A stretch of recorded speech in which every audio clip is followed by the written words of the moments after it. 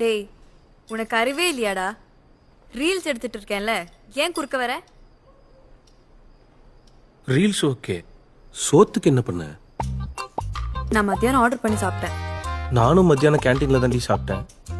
நைட்டுக்கு என்ன? சரி வா பண்ணலாம்.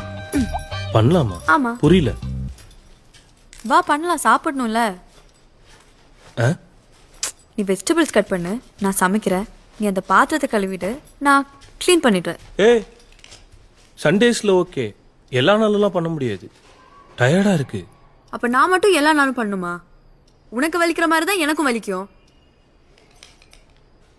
பொதி ஏத்தி வண்டியில